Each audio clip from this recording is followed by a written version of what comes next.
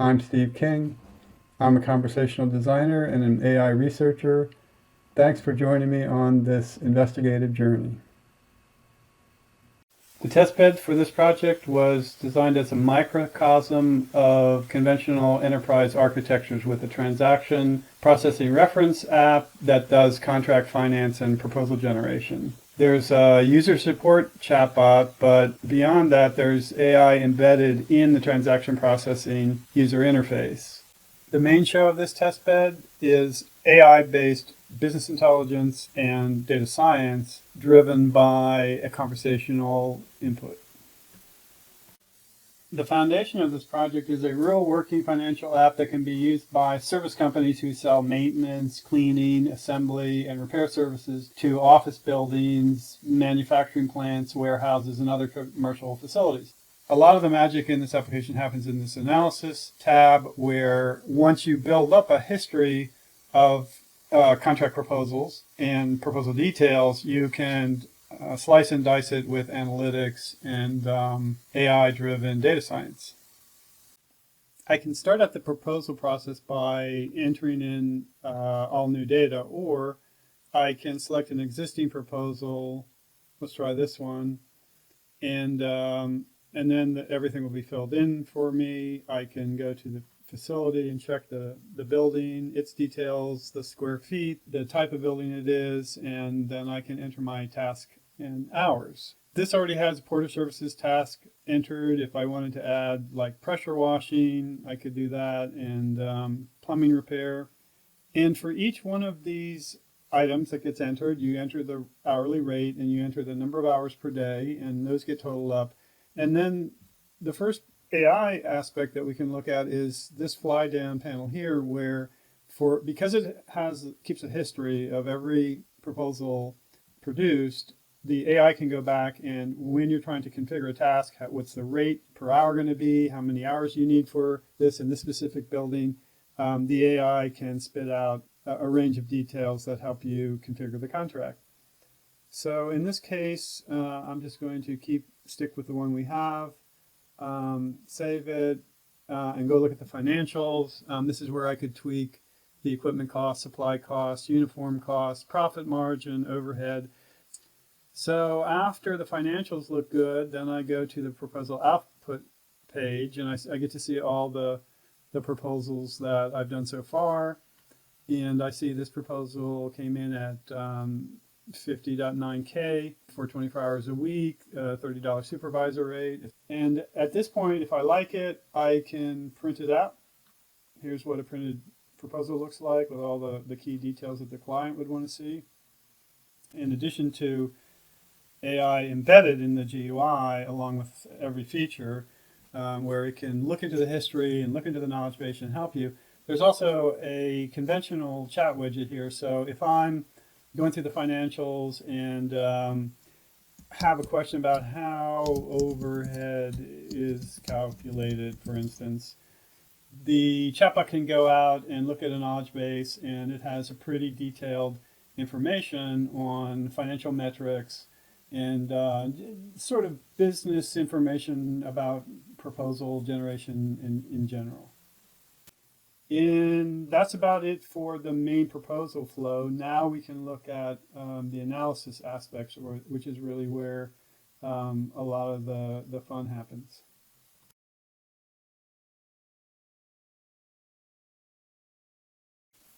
Here on the analysis tab, you've got a drop-down menu where you can choose business intelligence done with SQL, where the AI writes SQL, math and stats, where AI does Panda and statistical analysis, and then there's machine learning and time series capabilities. Let's start with SQL analytics, which is the most generally applicable.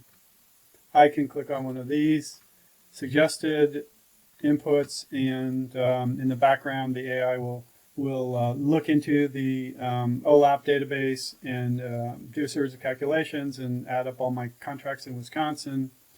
If I wanted to do a free form question, I could say, show me the top 5 clients in Michigan who have medical buildings by, let's rank by net profit margin rate, and also show net profit in dollars. Let's see what it thinks about that.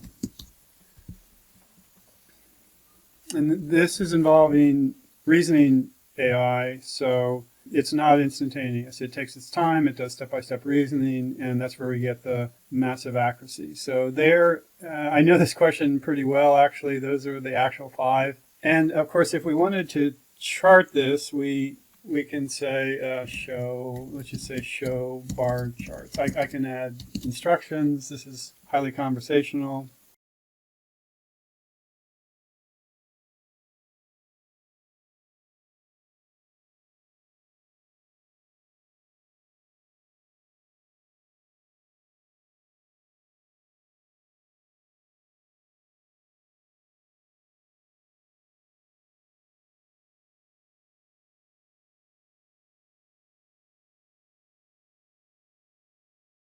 What is the average hourly rate for high dusting in Michigan? Give the answer with 4 decimal places precision.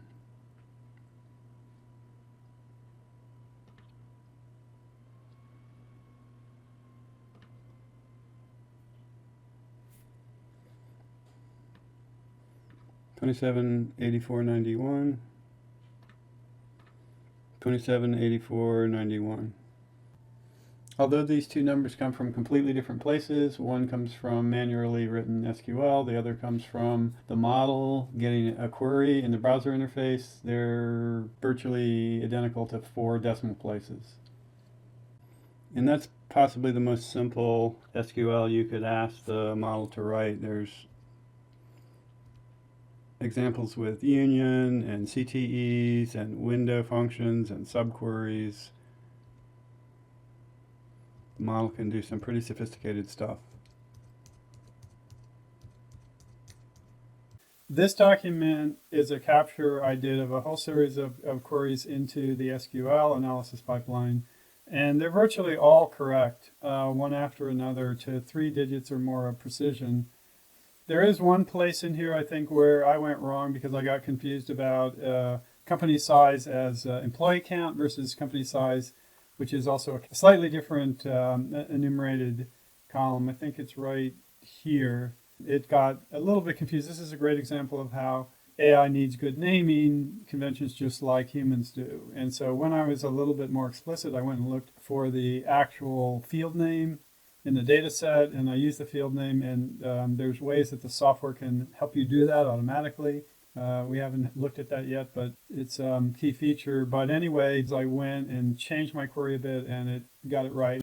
So now let's look at the data science part of this, which looks like this. In the math and stats analysis section, we can investigate the data set using Python stats libraries. For instance, I could say, show me 2 histograms for net profit in Michigan and Ohio. And this is going to go out and look at the schema, create a pandas data frame, and then write some Python to answer the question.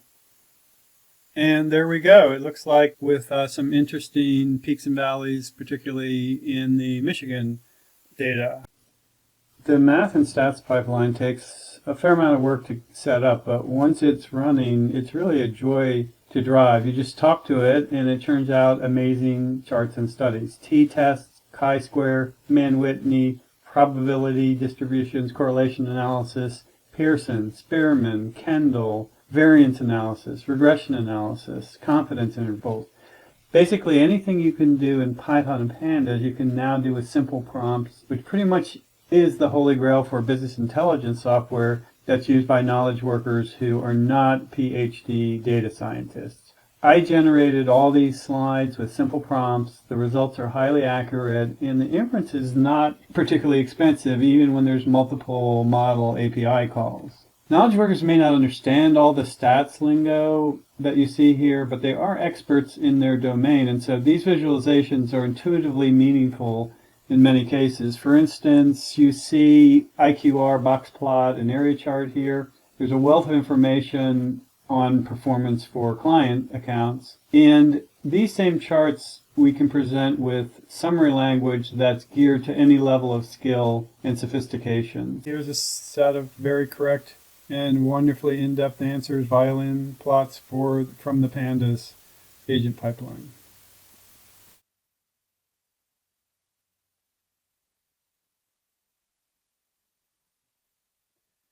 In addition to SQL analysis and the math and stats we've looked at, the agentic pipeline is also capable of doing supervised and unsupervised machine learning. Here's an example of cluster analysis with scikit-learn. If we paste in a clustering query here with several features that are drawn from the contract database, we'll see the pipeline at work.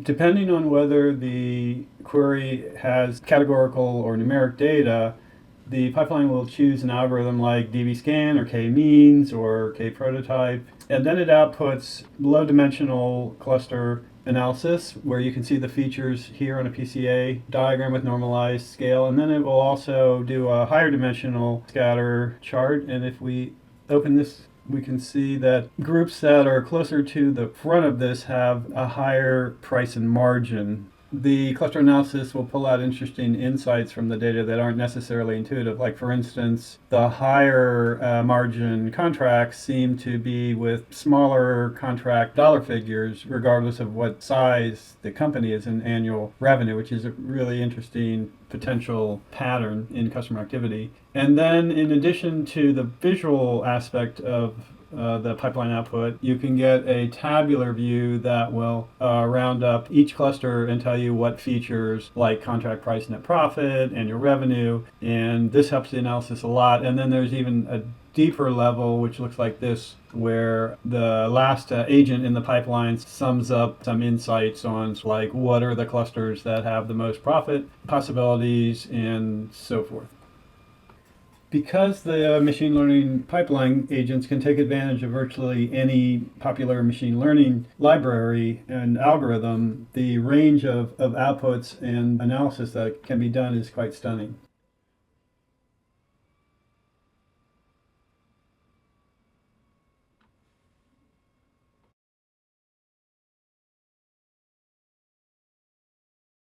And here's the pricing for it. It's always fun to look at that. Last time I checked, I had spent $527. If I refresh this, now it's up to $549.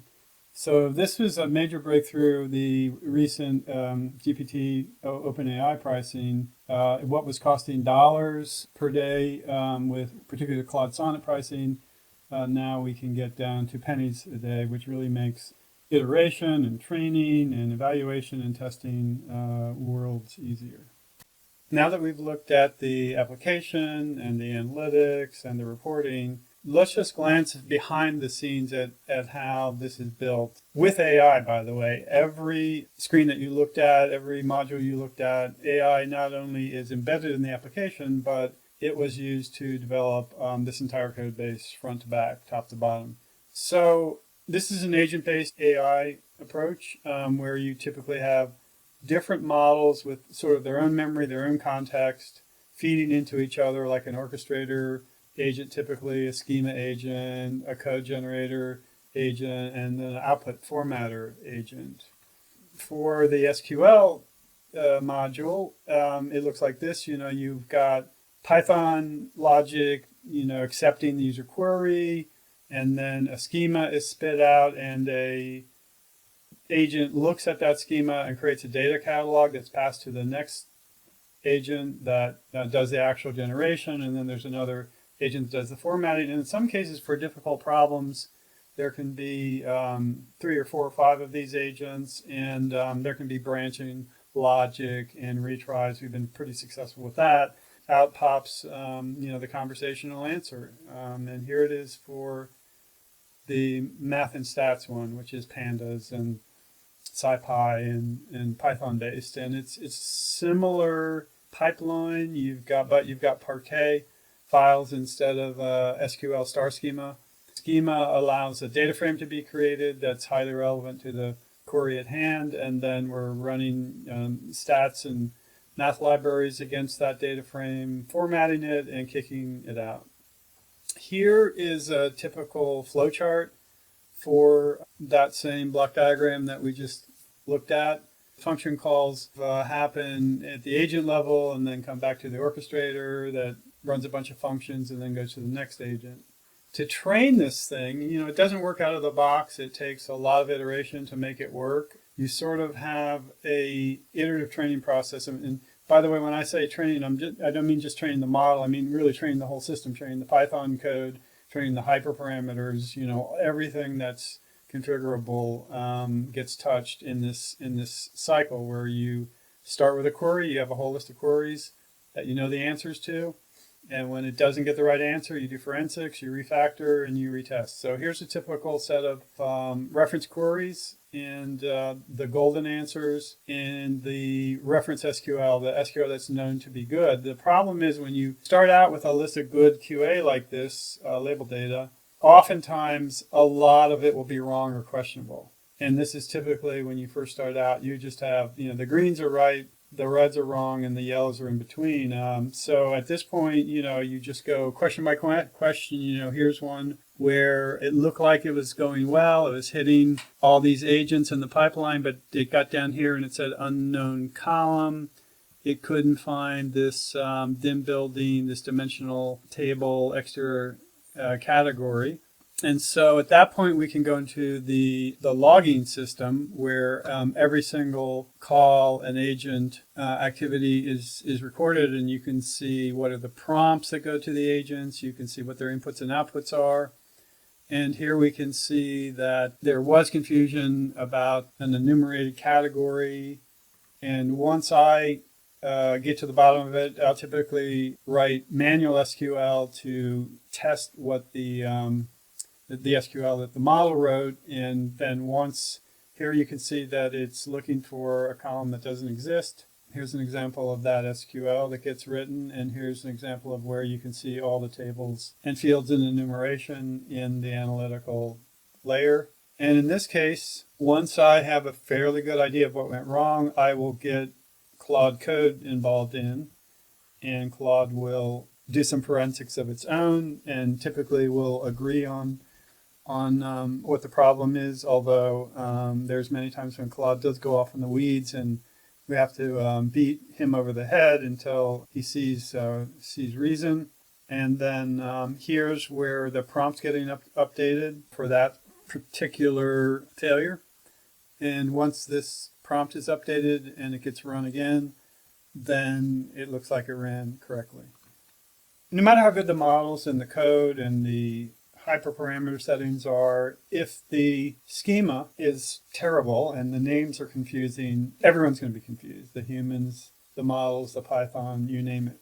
So there's a bunch of things that can be done to fix this. None of them are particularly easy or pleasant, but through some combination of them, the naming and the schemas can be cleaned up. Like refactor the namespace. This is always the one that the AI engineers love, because if you can refactor the schema before the model sees it and make the names clear and concise and unique, there's a lot less ugly code that has to be written in the back to try and map sensible names to the bad names. And here's where the mapping takes place. There's always some of this. And then also in the front end, there's wonderful things that we can do to help users, help the models disambiguate the namespace language. It's also always good to have conversational loops so that the human and the bot can go back and forth and work it out in real time at query time.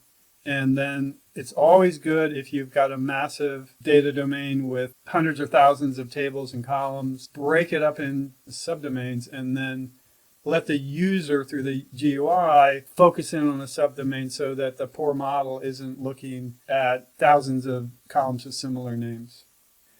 And so ideally what we need to move to is shared namespace where all of these components of the full stack participate as much as possible in a shared namespace. And that includes back-end, front-end, the user, the language model, and any fine-tuning done on the language model. And really, ultimately, this becomes an issue of organizational learning and organizational linguistics. So why did it take 2 years to do what should have taken 2 weeks or 2 months? 2 years ago, none of this stuff was mature. There wasn't enough model inference power. The latest generation of reasoning models has really helped. The AI libraries and framework weren't in any shape worthy of trying for production code 2 years ago, and they still aren't for the most part. The content retrieval, like so-called RAG, really problematic. And just how to code around the AI and build the scaffolding that the AI needs to have these pipelines work. This is something that's taken a while to master. And then there's the token economics that the prices have come down for inference. A lot of this boils down to programming versus prompting. You'll see some frameworks that really focus on programming and they want to minimize how you write prompts and create context. And then you'll see others that are all about the prompting and minimize the programming. I found that it's really great if you can balance these two. Write some great code and great procedural functional logic, but then also agonize over the prompting, because ultimately in the long run, we're shifting our business logic to prompting, and the better we get at it, the faster things will move. I found that there were many, many cases working with Claude Code to pair program this AI platform that Claude was completely out in the weeds. It was what the AI engineers call out of distribution. There's tons of training for language models in Python and GitHub and JavaScript and React, but there is not nearly as much in creating agentic pipelines. And so many, many times I saw Claude fall back to knowledge that just predated my project. And I had to beg Claude over and over again to look at the new stuff. I would give it source code. I would give it documentation for the new approach to prompting along with programming. And the touching thing was sort of at the end, even though in many ways it didn't seem to understand, ironically, how AI agentic programming works, it wrote a README where it said we achieved the perfect balance of LLM prompting and traditional programming. We created a system both powerful, maintainable, flexible, reliable. We reduced a lot of code. This is where I had it rip out explicit business rules that it wrote in Python and replace it with just a little bit of prompting. So no thanks to you, Claude, or only partial thanks to you. It did work out to be a great project. During the entire 2-year course of this project, there was, of course, a huge amount of hype going on about the potential for AI and billions of dollars being shoved into the field. But at the same time, there was an increasing drumbeat on project failures and lack of consistency, hallucinations, poor user experiences. And here's a couple examples that occurred in very expensive projects for top law firms, Lexis and Thomson Reuters. There's a similar thing, several similar things in medical projects where, just the accuracy was astoundingly bad when it came to medical diagnostic reasoning. Same thing in productivity products where recently Microsoft launched AI in Excel with the caveat, don't use it for things that require accuracy, which is pretty hilarious considering that's the whole point of Excel. And in general, as we were working day and night to get AI to answer questions about structured data sets, there was from a lot of engineers the belief that you shouldn't let AI write SQL. And in spite of all these failures, we kept trying. And here's a very recent report from MIT that 95% of pilots aren't doing well, aren't performing like they should. The interesting thing is that we found that only about 5% of the tools and libraries and methods that we tried work. So this actually makes sense. There's a very small club of 5% of AI engineers and technology tools that work, and a huge amount of snake oil out there. Thanks for listening.